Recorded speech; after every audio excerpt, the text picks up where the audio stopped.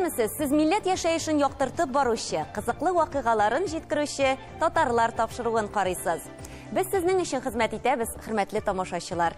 Бүген безнең тапшыруда Ульяновскида 18-19 гасыр татарлары турында сөйләштеләр. Тимирбулат Акчурин 40 тысяч бесплатных обедов дает. Это же не обеды первый, второй, третий там чего-то.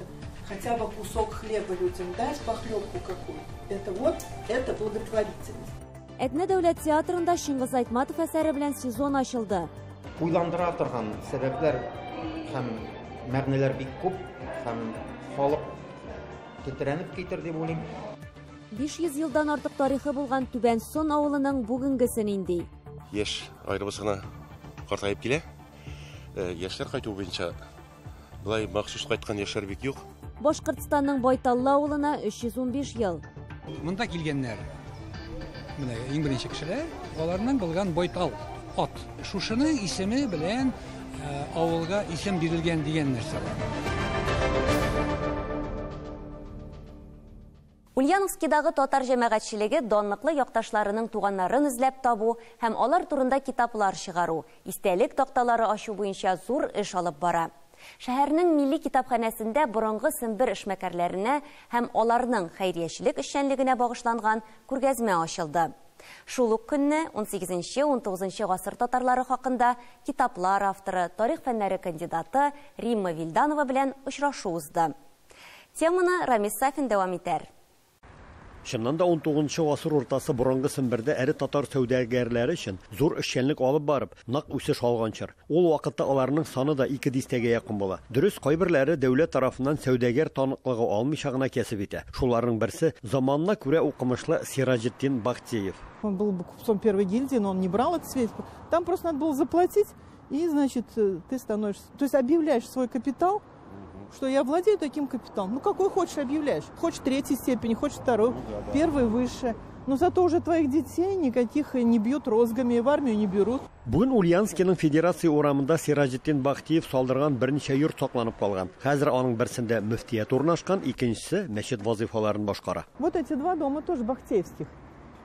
Вот этот, в котором жила дочь Бахтеева, замужем за муллой Гафаровым.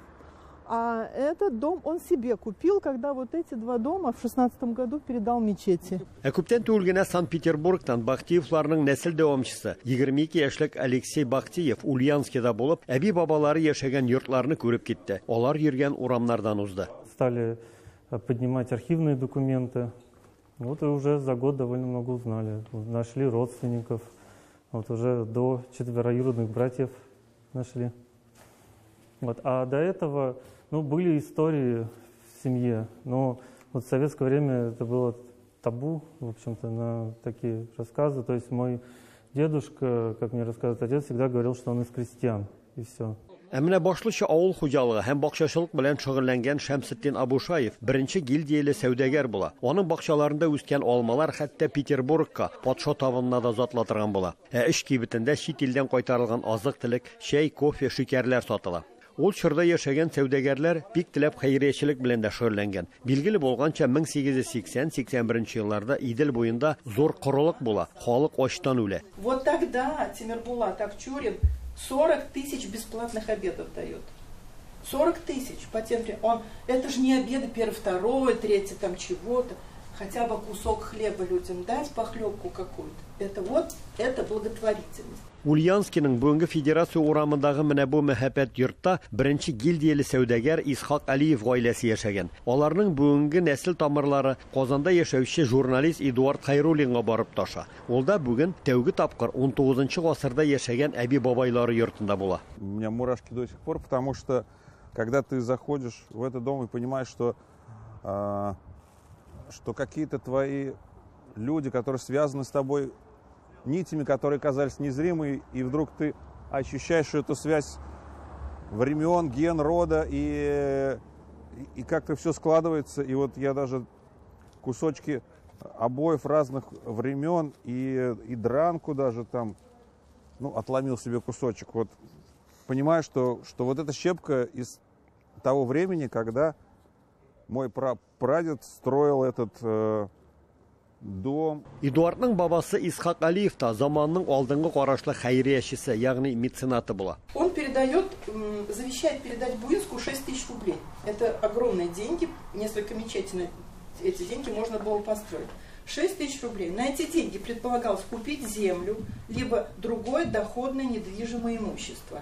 То есть он предполагал, что эти деньги будут приносить доход. И кто-то должен был с этими деньгами работать, чтобы по его условиям деньги приносили доход.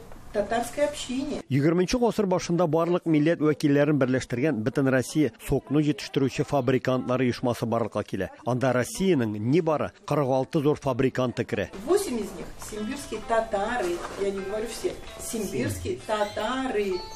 Поэтому я говорю, это очень крупное симбирское предпринимательство в сфере суконного производства. Но не случайно мы прям до последних лет же в советское время пользовались. У нас фабрика и Гладышева, и Третьевница, и каких только у нас текстильных и суконных фабрик не было.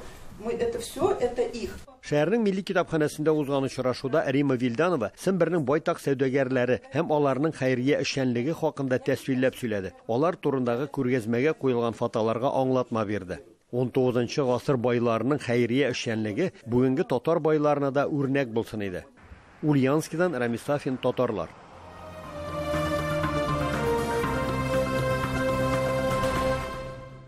Яхшылык, хыял һәм матурлык һәр вакыт җиңә. Ә битарафлык иң куркыныч сыйфатларының берсе. Әлеге темалар Габдулла Тукай исемендәге Әтнә дәүләт драма театры сәхнәсендә яңгырады. Труппа Шыңгыз Айтматовның Ак пароход әсәре буенча куелган спектакль белән 106-нчы сезонын ачып җибәрде. Режиссер һәм инсценировка авторы Илсур Казакбаев. Быелгы сезонда нинди яңалыклар көтелә? Киләсе сюжетта карыйк.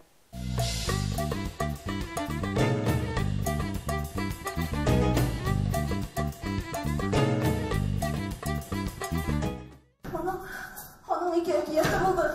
Берсе үзенә кылып торган да белмәде, икенчесе бабасы сөйләгән, берсе дә калмады. Кыргыз һәм татар әдибе Шыңгыз Айтматовның Ак пароход әсәрен Илсур Казакбаев сәхнәләштергән. Әлеге башкорт режиссеры белән Әтнә театрының инде беренче генә эшләве түгел. Ул биредә моңа кадәр Бишек җыры, күп кенә фестивальләрдә җиңү яулаган Фронтовичка спектакльләрен куйган иде. Бу юлы Шыңгыз Айтматовка әсәрләре 128 илдә, 176 телдә, 100 миллионнан артык тираж белән басылган дөньяга мәгълүм язучы әсәренә алынган. Айтматовның әсәрләре бит инде улар классик әсәрләр һәм вакыт үзгәреп торган һымак ул. Әмма ләкин кеше үзгәрмәй. Кешеләрнең бер-бере мөнәсәбәтләре аша ниндәйдер кисерештәре дөньяла булган ниндәйдер вакыйгалар белән аңлап, карап, үзебезгә шундай ниндәйдер хезмәт яһап, спектакльдә тудырабыз бит инде шуга. Шыңгыз Айтматовның Ак пароход повесте 1970 елда басылып чыккан. Ул Россия Мәгариф министрлыгы тарафыннан мәктәп укучыларына тәкъдим ителгән 100 китап арасына керә. Үз вакытында аның буенча Кыргызстанда фильм төшерәләр, төрле курчак театрлары куя, ә менә татар телендә ул беренче тапкыр яңгырады. Аның бик бай әдәби теле, шуңа күрә тәрҗемә итү бик катлаулы, бик авыр. Илсур Казакбаев шушы әсәрне куям дип әйткәч безгә, эзлибез. Ни хикмәт, нәкъ менә Ак пароходның татарчага тәрҗемәсе юк. Барлык повесть романнары диярлек бар. Шыңгыз Айтматовның әминә Ак пароход юктыр инде күрәсен, чөнки милли китапханәдән дә эзләп карадылар. Татарчага тәрҗемәсе булма, шуңа күрә инде аптыраганнан тотындым. Инде антыгы әдәби инсценировкасын түгел, нәкъ менә повестьны тәрҗемә итеп, чөнки шуның белән эшләде Илсур Юлаевич. Спектакль 7 яшьлек малай һәм аның ялгызлыгы турында. Ул төрле җансыз әйберләр белән сөйләшә, шуннан юаныч таба һәм әти-әнисен көтә. Аның хыялында алар Ак пароходка утырып киләчәк. Малайны Рәзилә Шәрифуллина уйный. Режиссер аламы бу? Балалар күңелен хисчән хатын-кыз гына аңлый ди ул. Әлбәттә, балалар бит алар безгә караганда бөтенләй үзгә, аларның психикасы, аларның әлеге дөньяга карашлары, ничек алар әйләнә-тирәне, кешеләрнең эмоцияларын кабул итәләр. Күбрәк балаларны уйный торган площадкаларында карап йөрергә тырыштым инде. Аларның ничегрәк менә уйнауларын яки ничегрәк үзара сөйләшүләрен, шулай ук үземнең дә әле малаем бәләкәй, ул да миңа ярдәм итте. Аның белән уйнаган вакытта мин шулай ук аның дагы ниндидер менә чалымнарын үзем дә алырга тырыштым. Режиссерның тагын бер алымы күп кенә геройларга битлек киерткән. Бу кешеләрнең эчке халәте тышында, аларның рухлары авыру. Әмма малай һәм аның бабасы Мамун битлексез, алар эчкерсез, ихлас затлар. Повестьны укысаң, күз алдына килеп баса шул мискин шикел, мискин дә түгел инде ул, үзенең мискинлеге белән биектер инде ул бәлки. Бер Ходайның бер бәндәсе инде ул, бөтен кешегә авызын җырып, бөтен кешегә яхшылык эшләргә омтылып торган тормыштан дияр бәлки юктыр да. Чыңгыз Айтматовның бөтен әсәре шундый, ул бер катлы гына түгел, аның гел ниндидер притча, ниндидер әкият, ниндидер риваят, бер нинди монда да шундый бар. Аннан соң Илсур Юлаевич Казакбаев та инде үзе хикмәтле режиссер. Ул тагын ниндидер мәгънәләр өстәде, бөтенләй без уйламаган, без көтмәгән, бөтенләй менә бүгенге көнгә хәтта аваздаш дип әйтергә бүгенге вазгыятькә. Сыңгыда Айтматов үзе, скорее всего, шулай дип уйлагандыр инде. Икенче көн менә малай, монда бит трагедия булган, үлтерелә, шуннан малай үзе елгага йөреп китәм дип батып уйлап бит инде. Һәм менә икенче көн нисек ул тауыр. Менә бүген таң төн таң атуга ниме булыр? Һәм миңа калса менә икенче көн ниндидер апокалипсис алып килә. Табигатьне сакларга, балаларга игътибарлы булырга һәм кеше булып калырга. Спектакль шул хакта. Әтнә дәүләт театры труппасы тиздән Галимҗан Ибраһимов әсәре буенча куелган Алмачуар спектакле белән Чечняга Бөтенроссия милли театрлар фестиваленә юл тотачак. Татарстан Республикасы президенты Рөстәм Миңнеханов улы Миңнеханов ипләмәсе буенча Кыргызстанда яшәүче милләттәшләребез, ул инде Бишкек, Каракол, Жаллабад, Ош шәһәрләрендә яшәүче милләттәшләренә biz театралаштырылган милли концерт программасы тәкъдим итәчәкбез. Кыргызстаннан кайтуга безне көтәчәк яшь, шулай ук Фәрит Бикчәнтаевның шәкерте Лилия Ахметова. Ул безнең театрыбызда Туфан Миңнуллинның «Алты кызга бер кияү» спектаклен куячак. Бу спектакль инде без театрыбызның атасы дип әйтергә яратабыз, без аның кадерле Өмәр Мәрдәновның тууына багышлаячакбыз. Шулай ук гадәттәгечә безнең яңа ел алдыннан балаларга спектакль сәхнәгә куелачак. Тамашачыларга яңа ел концерт әзерләячәкбез. Гастрольләр, премьераларга өстәп, Әтнә театрында тагын бер яңалык. Күптән түгел аның үз радиосы эшли башлады. Сайт аша кереп, тәүлек әйләнәсе спектакльләрдән җырлар, өзекләр, шигырьләр, монологлар тыңларга мөмкин. Уникаль язмалар да бар. Эльвира Хөснетдинова, Татарлар, Әтнә районы, Олы Әтнә авылы, Татарстан. Сез татарлар тапшыруын карыйсыз. Программабызның икенче өлешендә. 500 елдан артык тарихы булган Түбән Сон авылының бүгенгесе нинди? Яшь аерыбызгына картайып килә.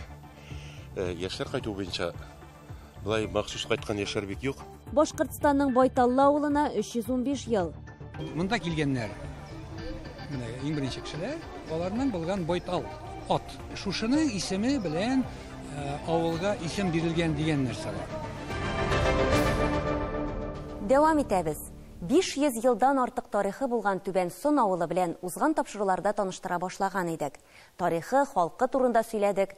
Бүген авыл ничек яши? Яшьләр килеп гомер итәр өчен шартлар бармы? Аларны эш белән тәэмин итеп буламы? Алдагы сюжетыбыз шул хакта. Авыл ничек яши? Авыл ничек яшәгән шулай яши инде ул. Аның просто менә хәзер яшь аерыбызгына картайып килә. Яшьләр кайту буенча булай махсус кайткан яшьләр бик юк. Менә авылда калганнар төпләнеп, вакытында ис алып, ише булып калганнар яшәп киләләр безнең булай. Яхшы шуның аркасында мәктәптә дә быел менә 47 бала укыячак, 5 укыда быел садигы эшләп тора, анда 12 бала йөри.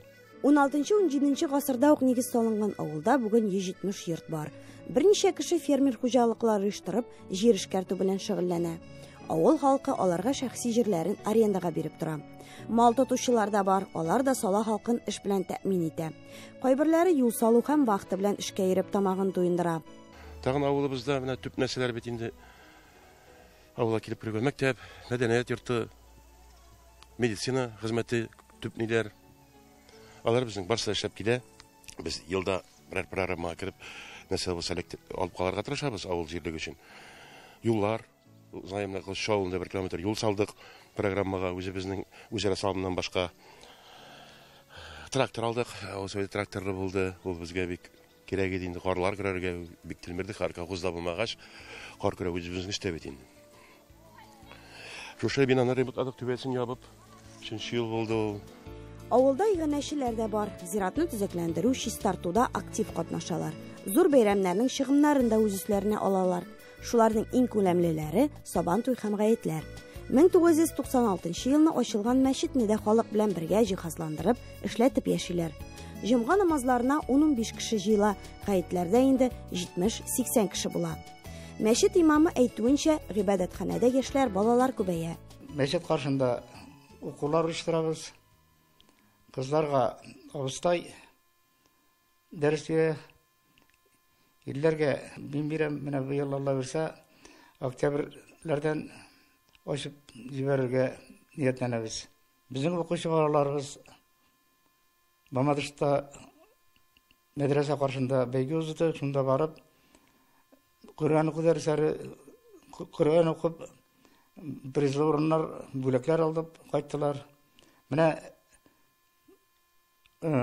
уку башыннан башлап җибәрдек узган ел әхлак дәресләре. Мәктәптә дәрестән соң берәр сәгать узарабыз инде әхлак дәресләрен. Жаннарына дини азык алып чыккан халыкның күбесе рухи азык эзләп авылда урнашкан мәдәният сараена да йөри.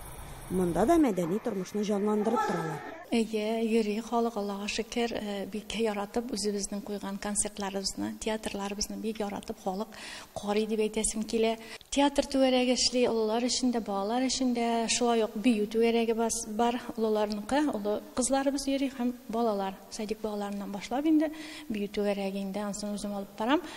Аллага шөкер, балалар яратып йөриләр. Шулай ук вокал түгәрәге инде безнең. Аннан соң безнең бар олыларныкы, Балкыш теге ветераннар конкурсында катнашабыз без Яткәр вокал ансамбле белән. Анда инде безнең чиста пенсионерлар җырлыйбыз, вокал ансамбль, Яткәр вокал ансамбле. Һәм балаларныкы бар, Зилейлүк вокал ансамбле, ансы балаларныкы. Күптән түгел Мамадышта узган туган як җырлары конкурсында катнашып җиңү яулаганнар. Үз җирлекләрендә авылым йолдызлары бәйгесендә оештыралар икән. Чыгымнарны да район башлыгы үз үстенә ала. Ләкин барысына да җитеп бетми билгеле.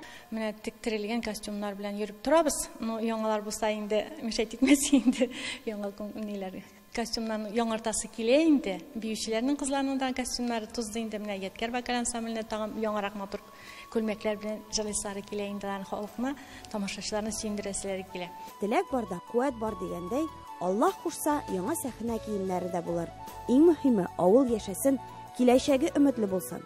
Менә авылның киләчәге булырга тиеш дип шансы килә, чөнки җир бар бит менә. Җирне кемдер яхшырак эшкәртеп, үзе хуҗа булып, инвесторлык инде ул җирдә эшләп тирлекләр булса, эш булса, авыл битәргә тиеш түгел. Төп авылны бетмәү яшьләр калыбы эш урыннарында. Мин аралашып торам, шәһәрдәге безнең яшьләр гаиләләр белән дә. Хәзер бит дәүләттә менә сельхозбанк аркылы төрле кызыклы кредитлар, үй салулар буенча чыгара башлады яңаларны. Шулар барсада эшләп китсә, авыл бетмәскә тиеш дим. Тем более безнең татар халкында авылсыз күзләргә китерәм мин. Чөнки татарны авыл, авылны татар яшәтә. Зөһрә Фатыйхова, татарлар, Түбәнсын авылы, Мамадыш районы, Татарстан. Авыл көне һәр кем өчен бәйрәм. Быел Башкортстанның Кушнаренко районы Байталлы авылына 315 ел. Милләттәшләребез күпләп яшәгән әлеге авылда ел сайын диярлек халык өчен махсус бәйрәм оештырыла. Күркәм традициягә әйләнгән җырлы уенлы чарада авылдашлар, ерак җирләрдә яшәүче якташлар, татар оешмалары әгъзалары, популяр артистлар катнашты. Байталлылар белән якыннан үз хәбәрчебез Миләүшә Латыпова танышып кайтты. Талларга бай әлеге гүзәл җиргә татарлар 3 гасыр элек килеп утырган дигән мәгълүмат бар. Бәлки шуңадыр да милләттәшләребез бу матур авылга Байталлы дигән исем бирә. Шул ук вакытта тарихчыларның үз версиялары бар. Алар исемне хәтта ерак Одесса белән бәйли.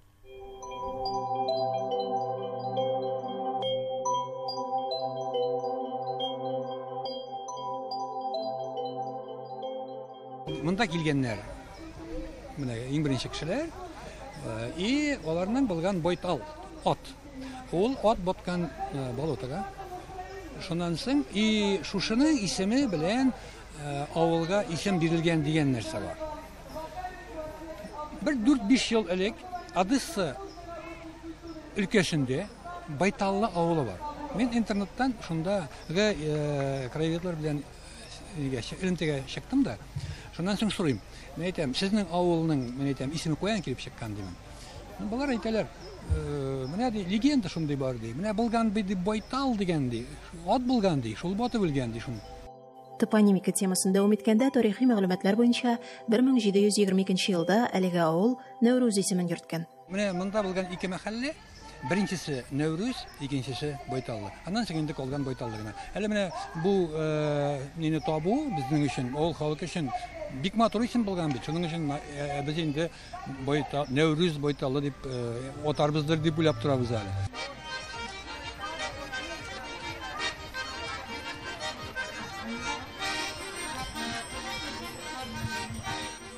Яз символы, Сабантуй чоры күптән узса да, байталлыларның бәйрәмнәр өчен тәгаенләнгән мәйданы еш гөрли. Бирегә килүче һәркем якташлары, туганнары, дуслары белән күрешү мизгелләрен түземсезлек белән көтеп алган. Халык башта шәһәргә агылыр ди, аннан соң авылга агылыр ди.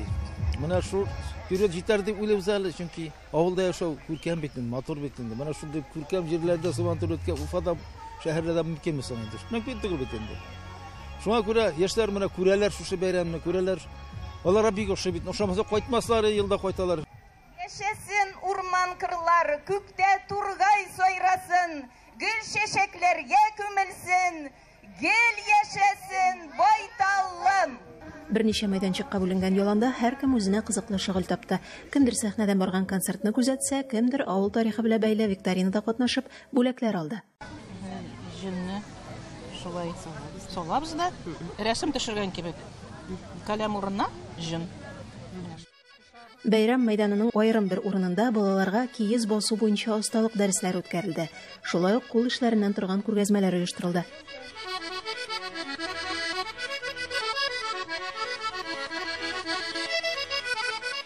Диспансеризациянең беренче, икенче этабы бар. Һәр вакыт аны үтеп бетәргә кирәк, сезгә бит инде СМСларда җибәргәннәрдер. Байталлы авылы кызы. Бүгенге көндә Уфа табибасы Гөлназ Хөсәенова исә үзенчәлекле медицина почмагы әзерләгән. Биредә тукталган һәркем сәламәтлеген тикшереп, яшь белгечтән файдалы киңәшләр ишетә алды. Менә күреп торам мин табиб буларак, артык веслы кешеләрне, йөзләре кызарган кешеләрне күрәм, кан басымнары күреп торам, андый кешеләр күзгә тиз чалыналар. Аларның күбесе белми дә бит, үзләренең сәламәтлеге менә кокшаганын белми дә. Инсульт, инфарктларга китерә менә шундый кан басымының зур булуы, холестеринның зур булуы. Һәм бүген мин бәйрәмдә тагында бер кат шуның искә төшерәсем килде. Күркәм традиция буенча байталлылар туган авылның юбилеен 5 ел саен бәйрәм итә. 320 еллыкка дәртле күңелле милләттәшләребез тагында кызыклырак программа әзерләргә ниятли. Башкортстанның Кушнаренк районыннан Миләүшә Латыйпова, татарлар. Халкыбызның киләчәген уйлыйк, кабатламыйк тарих хаталарын. Мин сүземне әйттем. Язмышыбыз үзебездән тора, татарларым. Газиз татарларым. Шулай дип яза Роберт Миңнуллин. Татар булып яшәргә язсын. Тапшыруыбыз тәмам, исән сау булыйк.